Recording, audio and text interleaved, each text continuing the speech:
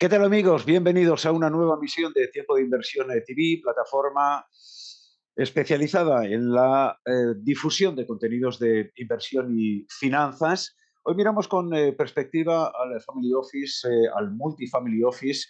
Lo hacemos en un momento en el que este instrumento está siendo muy demandado por diferentes patrimonios. Y queremos hacerlo con un especialista, con Paolo Mezza, que es socio de iCapital desde el año 21. Previamente fue socio y director de inversiones del equipo de Family Office de Arcano y con anterioridad trabajó en el equipo de Equity Research Analyst del sector bancos de Credit Suisse. Paolo Mezza, un verdadero placer. Gracias por acompañarnos en Tiempo de Inversión. Gracias a ti, Manuel. Placer compartido. Vamos a ver los multifamily office, el family office, por qué este instrumento está siendo tan demandado en estos últimos años y en particular en el 2023 y 2024 en el que nos encontramos. ¿Cuáles son las características?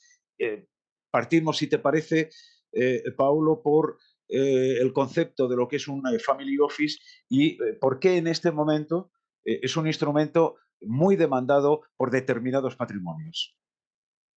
Sí, al final un family office o oficina familiar, para no usar anglicismos, es algo que existe desde hace mucho tiempo, especialmente en el mundo anglosajón.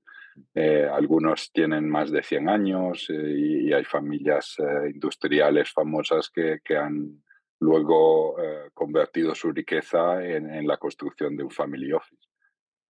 Yo creo que, dicho eso, y por lo tanto es algo que ya es parte del ecosistema financiero y de inversiones también de nuestro país, pero es verdad que en los últimos años hemos asistido a un mayor interés en ese tipo de arquitectura, ¿no? De organización para poder gestionar profesionalmente el patrimonio de grandes familias.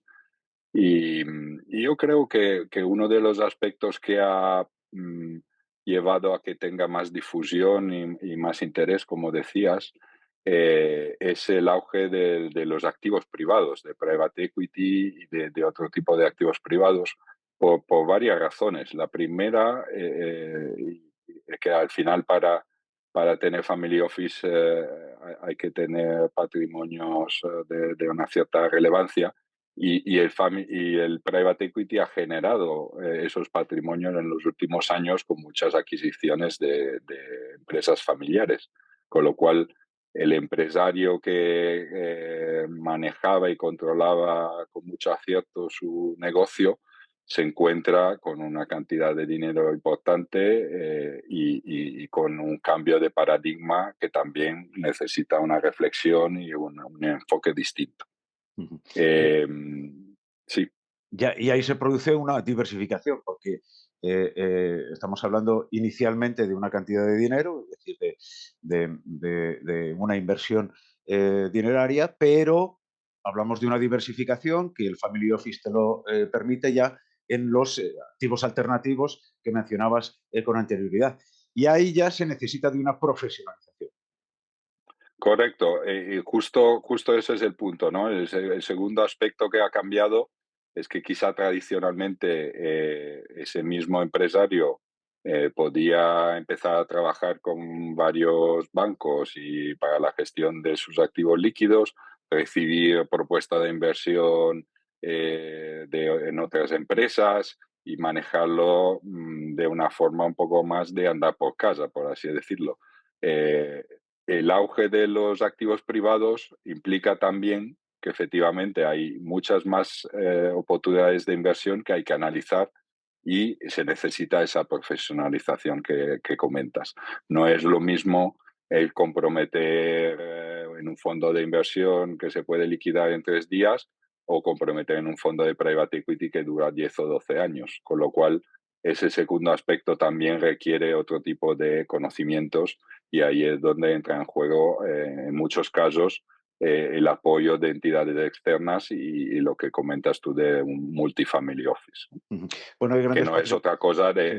que compartir entre varias familias ese mismo equipo de una forma que se pueda tener un equipo mucho más completo, ¿no? Oye, ¿cuáles son las ventajas, y los inconvenientes, de una family office y un multifamily office? ¿O cuándo conviene más, un multifamily office o un, family office, una, em, Ujú. oficina familiar, para Sí, entendernos?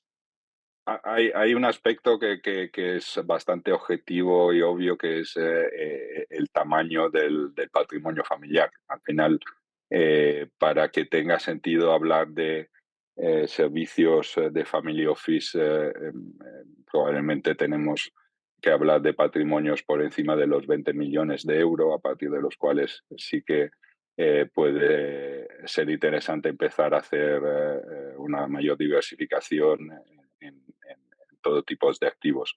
Y por otro lado, hasta que no se tengan patrimonios por encima de los 300 millones, resulta difícil justificar el tener un equipo de verdad profesional in-house, o sea, internamente, y por lo tanto montar un single family office.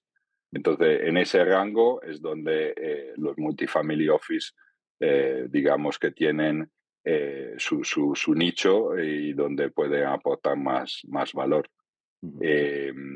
Luego hay otra diferencia o otro aspecto que es más cualitativo, que es al final el hecho de decir, bueno, prefiero tener un equipo mío o contar con un equipo más grande, más multidisciplinar, pero que sea compartido. Entonces, a veces es verdad que puede haber la sensación de que el compartir con otros pues, pueda suponer perder control o perder la confidencialidad, pero obviamente los profesionales que estamos en este sector vivimos de esa reputación y la confidencialidad es súper importante, con lo cual nos premuramos bien de mantener absolutamente compartimentos estancos lo que es la actividad que realizamos para distintas familias. Dicho eso, nos aprovechamos de todo el conocimiento que viene de conocer situaciones muy distintas de generaciones y ámbito y punto en el que está la familia empresaria distintos, ¿no? ¿Cuáles serían las diferencias, ya que estamos, en este punto, con el negocio de banca privada?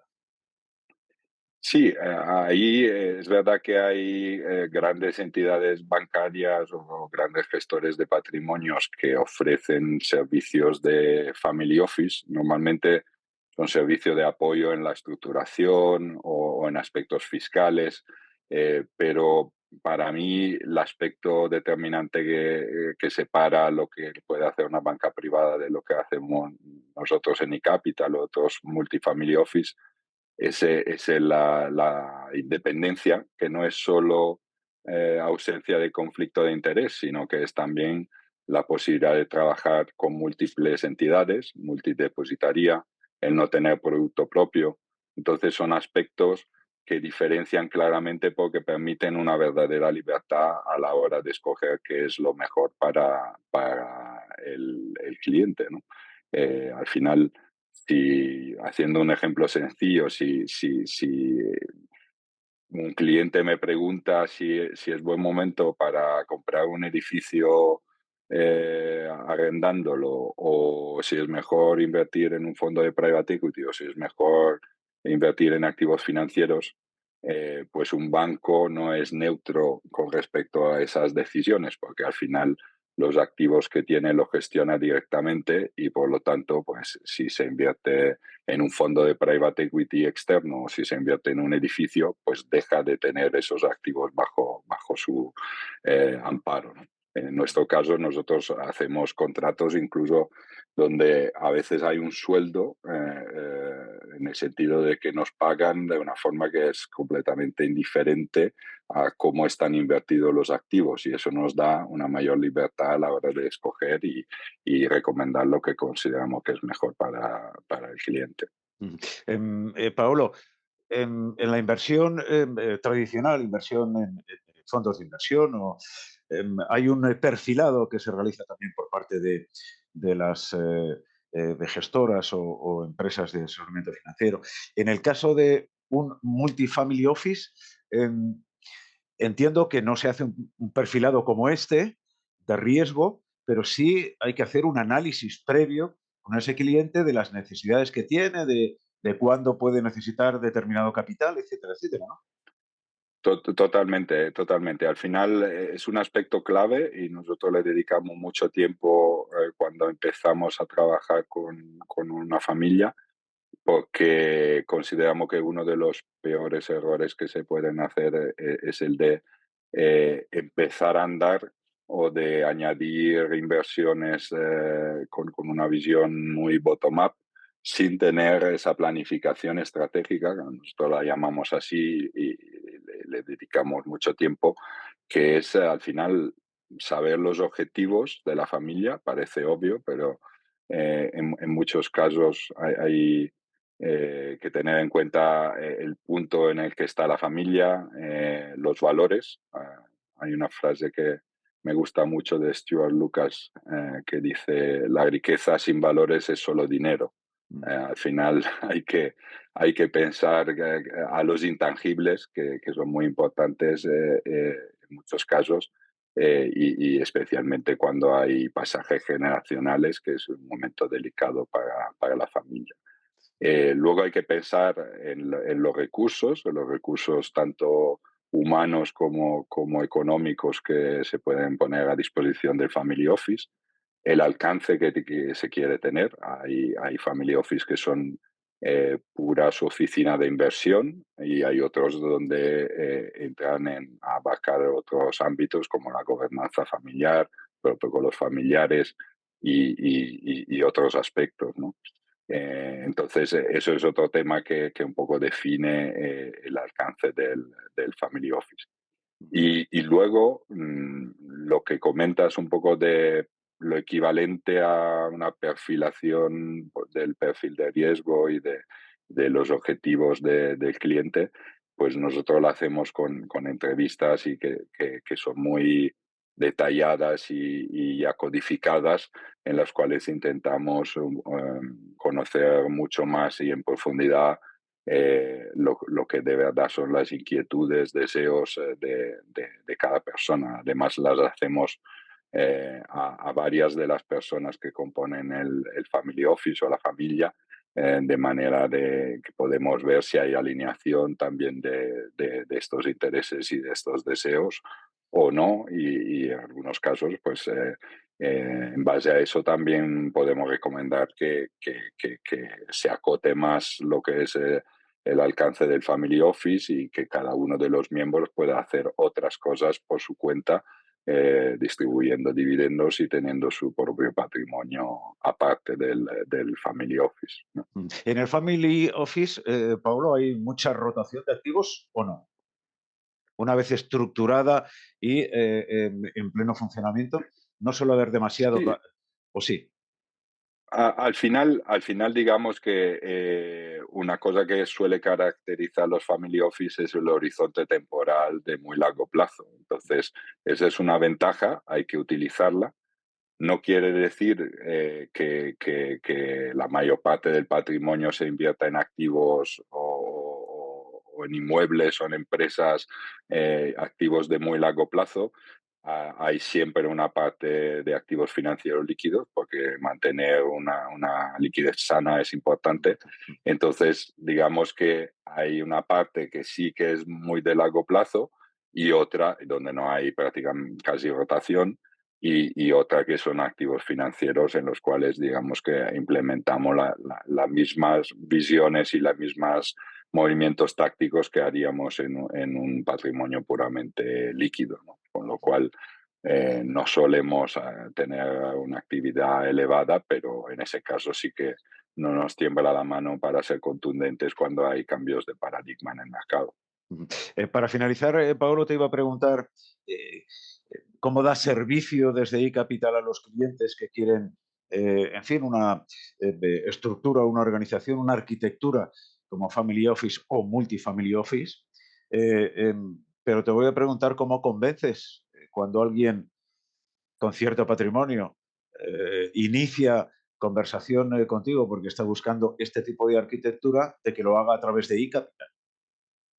Sí, es una muy buena pregunta porque es verdad que ganarse la confianza de un grande patrimonio obviamente es algo complicado. Eh, Nos ayuda mucho este proceso inicial de planificación estratégica porque es una manera para mostrar nuestras capacidades y también conocer más a fondo el cliente. Entonces nosotros ese servicio lo ofrecemos también como un servicio en sí de consultoría que tiene un valor y que nosotros cobramos como tal y que luego el cliente puede decidir si implementarlo con nosotros o utilizarlo para poder dar forma a su family office con otros proveedores, ¿no? Y luego, sin duda, contamos con un equipo amplio y con mucha experiencia. El tema de los planes estratégicos, hemos realizado más de 40 a lo largo de los últimos 15 años y somos pioneros en eso. No hay muchos multifamily office en España que puedan tener ese tipo de experiencia y de recursos. Y el aspecto multidisciplinario creo que es clave. Al final, nadie sabe todo de todo. Nosotros contamos con expertos para la parte inmobiliaria, expertos para la parte de análisis de fondos de activos privados y luego pues todo coordinado a través de los socios de la entidad que somos los que estamos en primera línea en ese tipo de mandatos, ¿no? Y luego, por último, destacaría el tema de la independencia. Ya un poco lo hemos comentado, pero al final eso garantiza la alineación de interés y al final los empresarios saben y han visto ya a lo largo de su trayectoria que muchas veces el trabajar con entidades que puedan tener conflictos de interés pues limita la capacidad de poder sacarlo el mejor provecho de todas las oportunidades que hay en el mercado. Y nosotros, a no tener producto propio, a trabajar con muchas entidades bancarias y al poder tener esa alineación de intereses, pues eso ya nos da una gran ventaja.